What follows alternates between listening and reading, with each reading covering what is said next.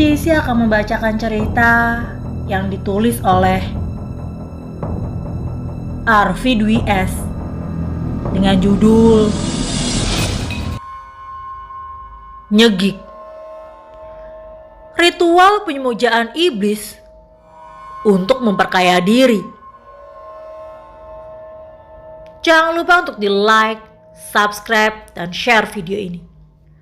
Selamat mendengarkan.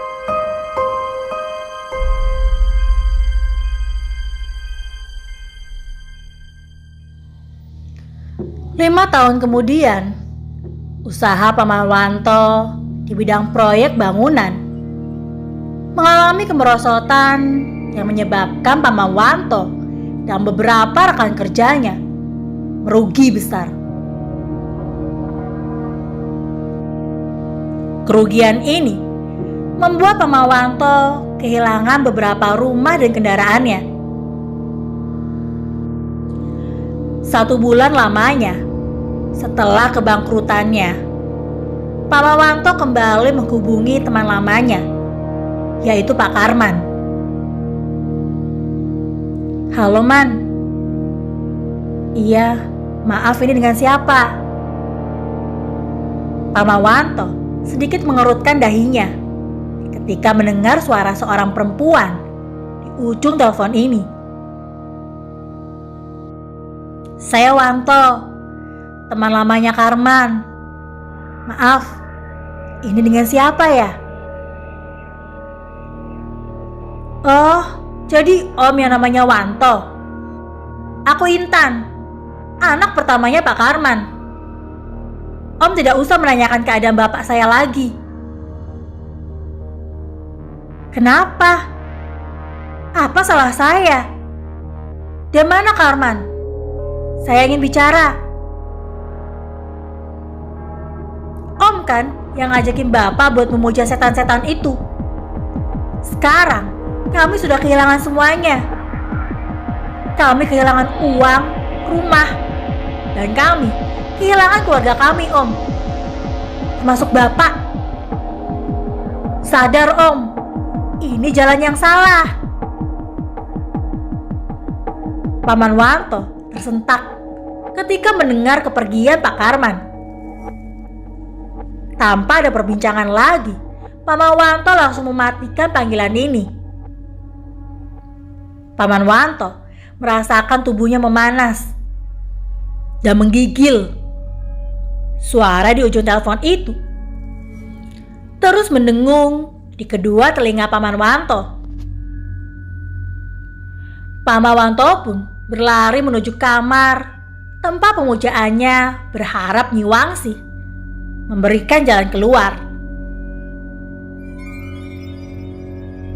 Ketika Paman Wanto membukakan pintu kamar itu, Paman Wanto dikejutkan dengan keberadaan Tante Rita di kamar itu dengan menangis yang membasahi kedua pipinya.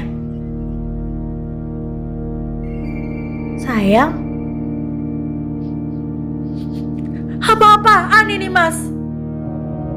tanya Tante Rita dengan gemetar menahan tangis. Aku bisa jelasin semua ini, sayang." Apa yang mau kamu jelasin? Apa lagi?" Paman Wanto hanya mampu menatap kedua bola mata istrinya dengan penuh haru. "Dari awal, aku udah benar-benar curiga sama semua kemewahan yang bisa kamu dapetin dengan semudah ini. Tapi aku berusaha berbaik sangka sama kamu. Karena apa? Karena aku percaya kamu gak akan tega memberi aku makan dari uang seperti ini. Tapi apa? Semua yang aku takutkan akhirnya kejadian, Mas. Aku gak ngerti lagi sama jalan hidup kita, Mas. Maafin aku, Rit. Maafin aku. Aku butuh waktu, Mas. Aku akan pulang ke rumah Bapak untuk beberapa waktu. Kamu jangan susulin aku, kata Tante Rita, berlalu meninggalkan Paman Wanto di kamar yang kini terasa jauh berbeda. Tante Rita berjalan menuju jalan raya dengan terus menyeka air matanya. Pikiran Tante Rita kini terasa sangat kacau.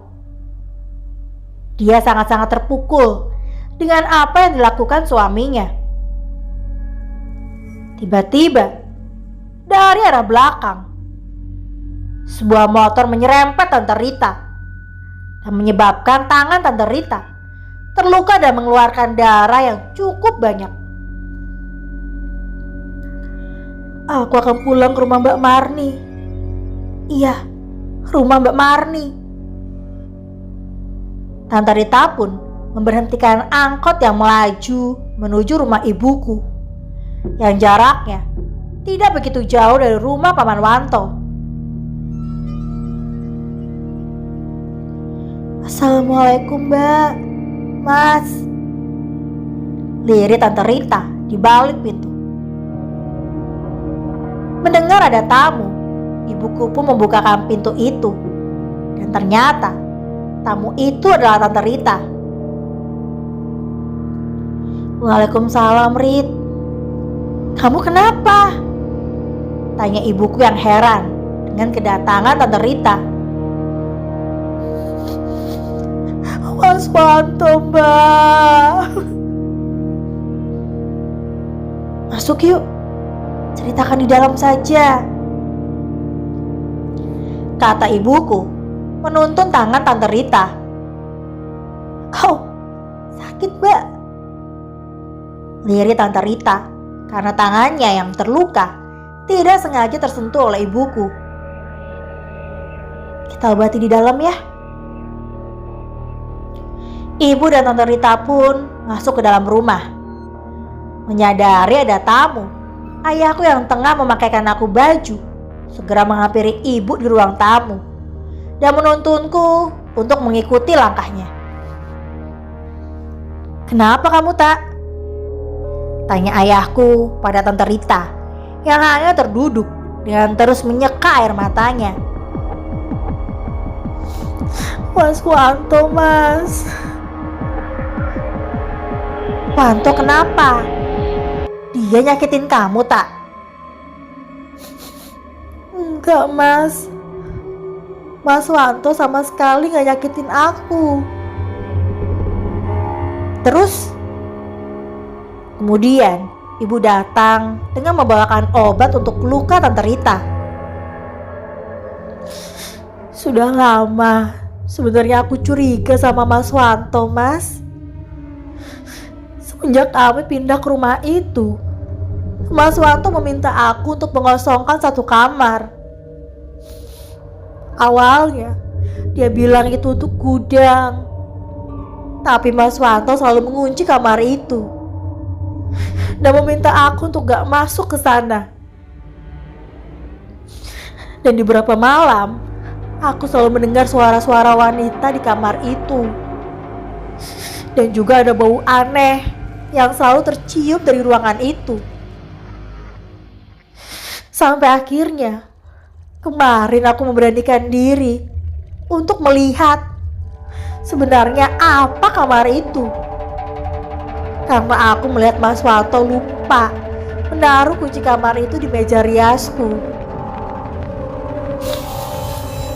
Aku membuka pintu kamar itu, dan ruangan itu benar-benar gelap, Mas. Aku menyalakan lampu. Aku benar-benar terkejut melihat isi kamar itu, Mas. Ada banyak sesajen dan juga beberapa dupa yang terus menyala. Di situ, aku lihat ada buku. Dan di buku itu ada nama-nama orang yang beberapa bulan ini meninggal dengan cara aneh, Mas. Dan di situ juga Aku lihat kulit ular yang sangat panjang. Aku gak tahu mesti apa lagi, Mas. Ucap Tante Rita sembari terus menangis. Maksud kamu, Wanto melakukan pesugihan? Tanya ayah. Dan yang bikin aku semakin kecewa adalah ada nama emak, bapak, dan ada tulisan bayi juga, Mas, di sana. Mas Wanto yang udah bunuh emak, bapak, dan juga anakku, Mas. Mas Wanto bunuh mereka.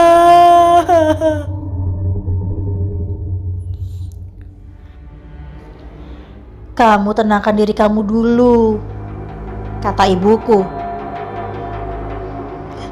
Aku gak rela Mas Wanto seperti ini, Mbak. Malam ini kita mengaji lagi ya, Bu. Aku ikut, Mas. Pada malam harinya, ayah, ibu, dan Tante Rita melakukan pengajian kembali. Ayah menaruh 3 gelas air putih di hadapan mereka untuk dingajikan sebelum akhirnya mereka minum. Di tengah-tengah kekhusyukan mereka untuk mengaji, tiba-tiba gelas air minum yang berada di hadapan ayah pecah dan berserakan. Mas, lirik ibu mengkhawatirkan keadaan ayah. Gak apa-apa, Bu, mungkin airnya terlalu panas, kata ayah melanjutkan kembali pengajian itu. Jam menunjukkan pukul 11 malam. Tiba-tiba seseorang mengetuk pintu rumah.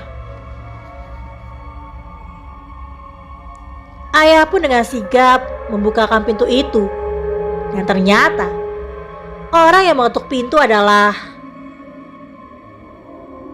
Paman Wanto. Mana Rita, Mas? Mau apa lagi kamu? Timpa Tante Rita.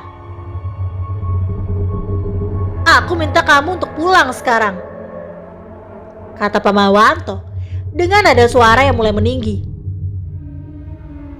Enggak, aku gak mau pulang, Mas. Pulang? Aku suami kamu, Rita. Ayo pulang, kata Paman Wanto menarik tangan istrinya itu. Aku gak mau, Mas. Aku gak mau hidup dengan seseorang yang memuja iblis, kata tante berusaha memberikan perlawanan pada suaminya. Tiba-tiba satu pukulan keras mendarat di pipi bagian bawah Tante Rita dan menyebabkan bibirnya berdarah. Jaga ucapan kamu. Ayo pulang, kata Paman Wanto semakin keras menyeret istrinya. Istighfar kamu, Tok. Setan apa yang merasuki kamu sehingga kamu beringat seperti ini? Ini bukan sifat asli kamu, Tok, kata ayahku. Gak ada setan. Yang ada kalian, manusia yang tidak tahu terima kasih. Sudah aku berikan rumah, malah menuduh aku bersekutu dengan setan. Jaga bicara kamu, Mas, lirik Tante Rita. Kalau aku memuja setan, lalu apa bedanya dengan kalian? Kalian juga menikmati hasilnya, kan? Lalu julukan apa yang pantas untuk kalian? Penikmat uang setan? Hah? Jangan sok merasa terjebak, Mas, dengan berlagak seperti korban di sini, kata Paman Wanto dengan mata yang memerah. Istighfar kamu, Tok. Ini sudah melampaui batas, kata ayahku. Melampaui batas. Batas apa? Iya, batas antara kekayaan aku dengan kalian. Jelaslah, kekayaan aku melampaui batas kalian. Tidak ada yang merasa dirugikan dengan semuanya, kata Pamawanto dengan angkuhnya. Tidak ada yang dirugikan. Dengan memakan korban, kamu bilang tidak ada yang dirugikan. Sadar kamu toh. Aku hanya menumbalkan orang-orang yang aku benci. Dan itu akan membuka jalan aku selebar-lebarnya. Berhati-hatilah mas. Karena sekarang aku mulai membenci keluargamu mas. Semoga Allah segera menyadarkan kamu toh, kata ayahku. Terserah. Ayo Rita, kita pulang. Tante Rita pun terpaksa kembali ke rumah itu.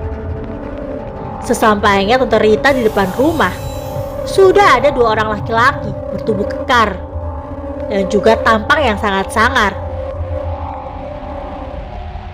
Siapa kalian? Tanya Paman Wanto. Kami orang suruhan dari bank dan kami akan menyita aset bapak. Enak saja kalian. Mana tagihannya? Saya akan bayar semuanya. Ini pak suratnya. 500 juta. Sial. Uangku tidak mencapai segitu. Gerutu Paman Wanto dalam hatinya. Begini saja. Beri saya waktu 1 hari ini. Saya nggak pegang uang cash. Besok saya akan bayar. Tidak bisa pak. Ini sudah jatuh tempo. Saya mohon, kata Paman Wanto memberikan sebuah amplop. Mungkin itu uang untuk menyuap orang-orang ini. Bisa. Besok kami akan kembali kalau bapak tidak membayarnya. Baik. Kedua orang itu pun pergi meninggalkan rumah Paman Wanto. Dasar manusia haus uang. Pada malam harinya, Paman Wanto kembali melakukan pemujaan pada Nyi Wangsi. Karena begitu banyak tagihan yang harus segera tertutupi oleh Paman Wanto. Bibir Paman Wanto mulai bergetar, mengucapkan mantra untuk memanggil Nyi Wangsi. Beberapa saat kemudian, angin bertiup kencang sekali dan terdengarlah gemerincing suara lonceng kuda. Dan Nyi Wangsi pun datang menemui panggilan Paman Wanto. Mau apa lagi Kak Wanto? Berikan aku uang yang banyak Nyi. Berikan aku uang. Aku akan berikan uang yang kamu mau.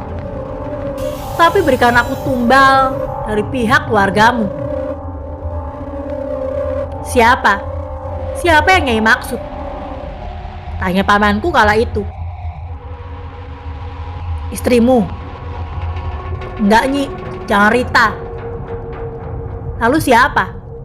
Kamu. Paman Wanto beberapa saat terdiam mendengar permintaan tuan gaibnya ini. Ambil saja Nyi. Yang penting berikan saya uang. Lirik Paman Wanto. Pada suatu malam yang terasa menegangkan dari biasanya, Paman Wanto meminta istrinya untuk memberikan dia segelas kopi. Permintaan Paman Wanto dengan baik dipenuhi oleh istrinya. Ada tatapan haru yang seketika membayang di kedua mata Paman Wanto kala melihat istrinya berjalan membawakan segelas kopi dengan lupa gamparan tangannya di kening sang istri. Ini mas kopinya. kata Tante Rita sembari menaruh segelas kopi di atas meja. Duduk, kata Pak Mawanto mengisyaratkan istrinya untuk duduk di sampingnya. Maafin aku ya sayang, aku sudah keterlaluan sama kamu,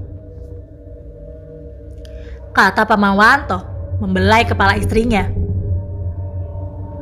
Belayan tangan sang suami direspon rasa ketakutan oleh Tante Rita. Tergambar jelas ketika tangan Pak Mawanto hendak memegang tangannya. Tante Rita berusaha menghindari sentuhan tangan suaminya. Kamu kenapa? Aku ke dapur lagi ya mas, kata Tante Rita hendak berdiri. Aku ingin memperbaiki semuanya sayang. Aku udah memaafkan kamu mas, tapi aku belum bisa menerima pesugihan kamu, kata Tante Rita berjalan menuju ke arah dapur. Tante Rita berjalan menuju dapur dengan air mata yang tidak kuasa lagi dibendung. Tante Rita terus menangisi kehilafan suaminya. Aku gak nyangka kalau kamu akan senekat ini mas. Aku benar-benar gak bisa nerima itu semua. Aku gak bisa mas. Terlebih sekarang aku sedang mengandung anak kamu mas. Aku gak mau anak ini kembali hilang karena ulah kamu. Lirih Tante Rita menyesali semua yang sedang terjadi kepadanya.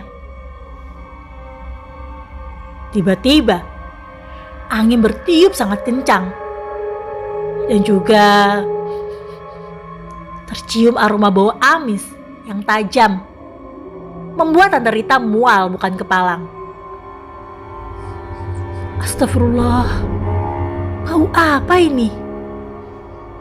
Kenapa baunya amis sekali?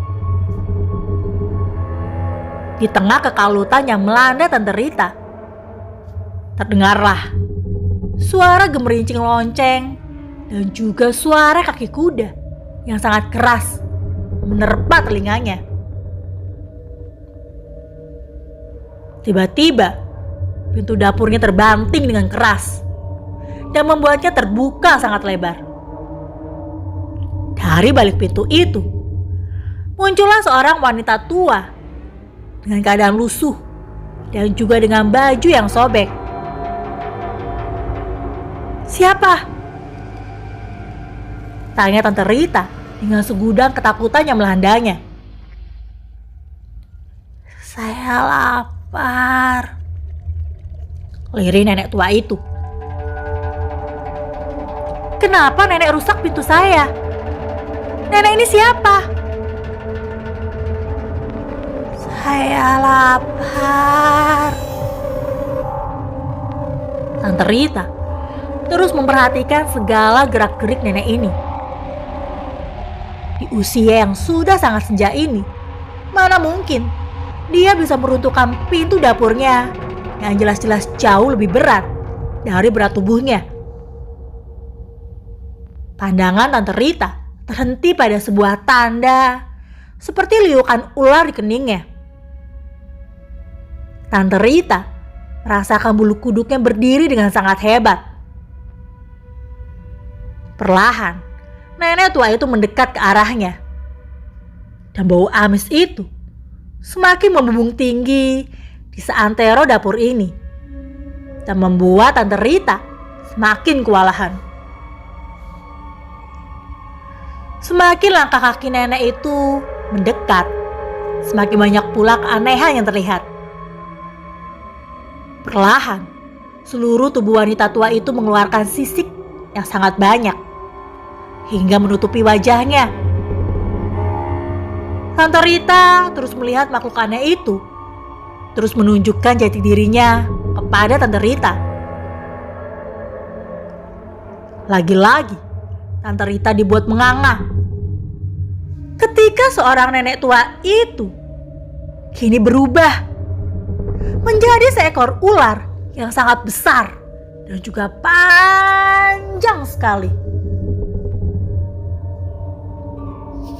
Kamu adalah tumbal selanjutnya. Tumbal? Enggak, saya tidak ridho mati dengan jalan seperti ini. Wanto sudah menyerahkan kamu untuk menjadi santapanku. Ikutlah denganku.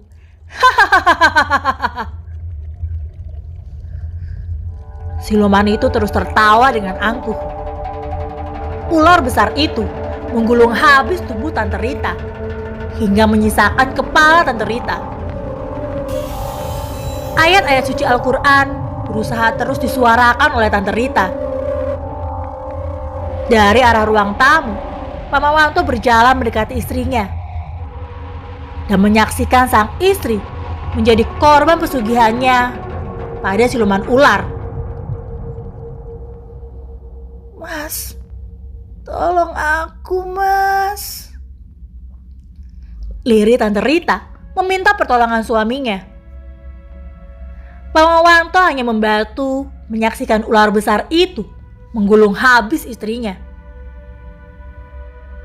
Harapan untuk dapat hidup nyatanya sangat nihil untuk Tante Rita.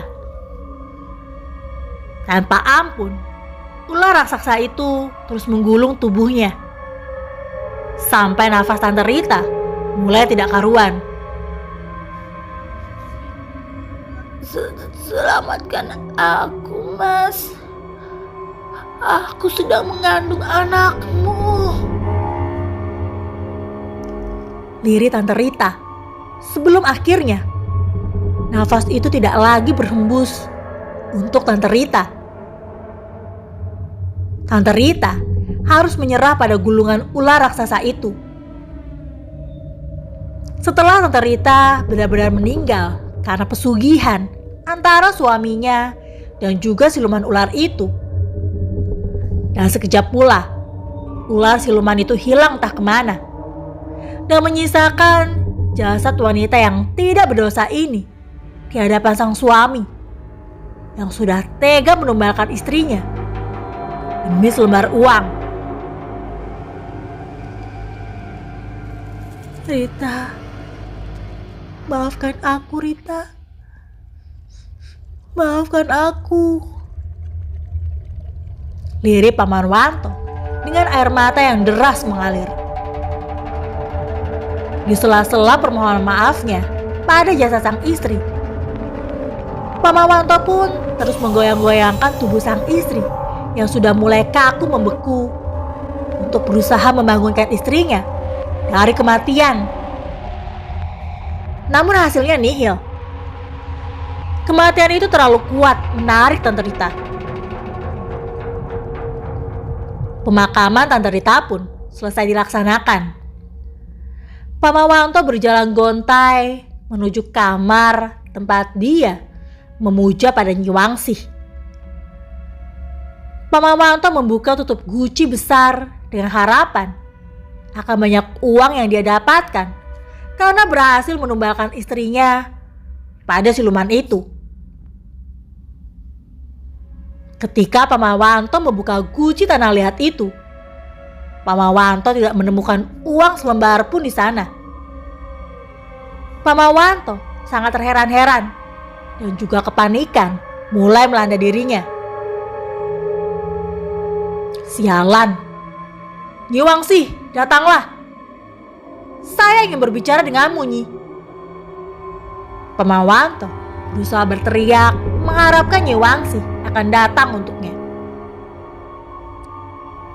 Apalagi, Wanto? Lirik Nyi Wangsih yang tiba-tiba sudah berada di tempat tidur yang ada di kamar itu. Mana uang yang kau janjikan, Nyi? Mana? Uang? Kamu tenang saja. Aku sudah membunuh orang-orang yang menagih padamu. Kau tidak perlu takut lagi, Wanto. Tidak akan ada lagi yang menagih hutang padamu. Saya tidak meminta Nyai untuk membunuh mereka. Saya hanya mau uang, Nyi.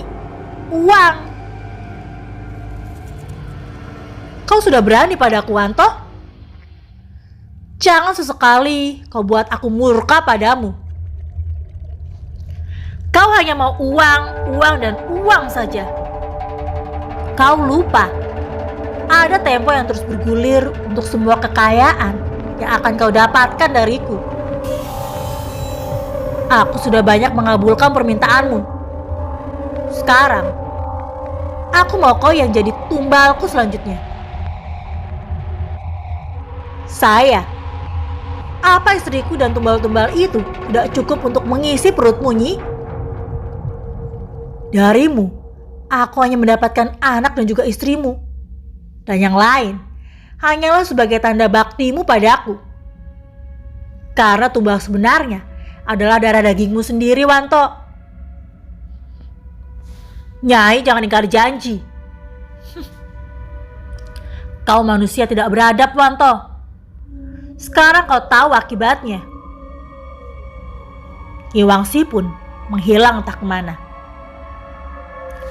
Mendengar ancaman sang Nyai yang akan menghancurkan kekayaannya, Pama Wanto pun segera mengemas sisa-sisa uang dan juga bongkahan emas hasil pesugihannya pada sebuah koper yang tujuan dapat segera meninggalkan rumah ini dan melanjutkan kekayaannya di tempat lain.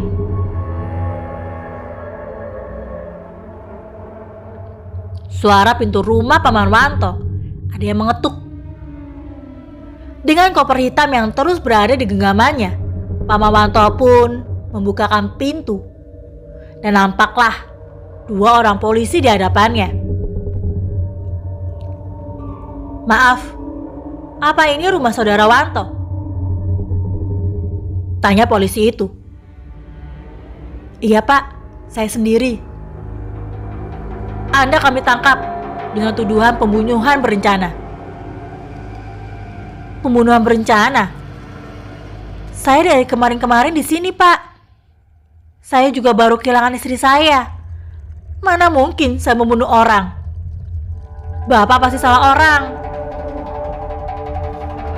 Untuk selebihnya, Bapak bisa ceritakan itu di kantor. Mari, Pak.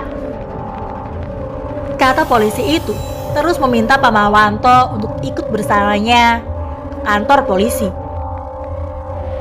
Saya nggak mau, Pak. Saya tidak bersalah. Saya minta Bapak bersikap kooperatif. Jika Bapak terbukti tidak bersalah, Bapak bisa terbebas, Pak.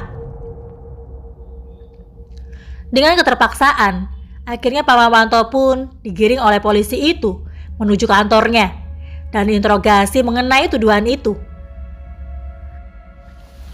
Pihak kepolisian memberikan Paman Wanto sebuah video yang menunjukkan orang yang membunuh para debt collector itu. Dan anehnya, di video itu orang yang membawa senjata api itu adalah jelas-jelas Paman Wanto. Saya benar-benar tidak tahu apa-apa, Pak.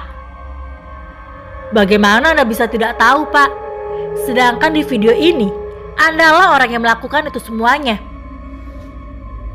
Saya benar-benar tidak tahu, Pak. Itu bukan saya, tapi Nyi Wangsi. Nyi Wangsi? Siapa dia? Dia adalah siluman ular yang merubah wujudnya menjadi saya, Pak. Pengakuan Paman Wanto hanya membuat pihak kepolisian menggeleng-gelengkan kepalanya. Sebelum ada keputusan pengadilan, Bapak akan ditahan di sini. Pak, bawa dia. Siap, Dan. Kedua polisi yang sedari tadi berada di belakang Paman Wanto pun menggiring Paman Wanto menuju sel. Kedua polisi itu meminta Paman Wanto melepas semua bajunya dan menggantinya dengan pakaian tahanan yang sudah disediakan. Bapak bisa berganti pakaian di sini dan barang-barang Bapak akan kami amankan sampai Bapak dinyatakan bebas oleh pengadilan. Enggak, ada banyak emas dan uang-uang saya di koper itu. Bisa pak, kata polisi itu sedikit menaikkan nada suaranya. Pak Mawanto pun segera mengganti pakaian sesuai arahan polisi. Sekarang, keruntuhan itu benar-benar nampak di hidup Pak Mawanto. Beberapa minggu setelah penahanan Pak Mawanto, pihak bank menyita seluruh aset yang Pak Mawanto punya untuk menutupi pinjamannya pada bank. Pinjaman sebesar 500 juta itu Pak Mawanto gunakan untuk menutupi kerugian perusahaan pada proyek yang dikerjakannya. Karena kerugian besar itulah Pak Mawanto kehilangan pekerjaannya dan juga seluruh harta yang dimilikinya. Kondisi Pak Mawanto semakin mengkhawatirkan. Dia selalu saja menjalankan pemujaannya di kamar sel, sehingga para polisi yang menjaganya beranggapan bahwa Pak Mawanto terkena gangguan jiwa. Ceritanya selesai sampai di sini. Tunggu kelanjutannya hanya di Tengah Tenguk channel YouTube. Terima kasih.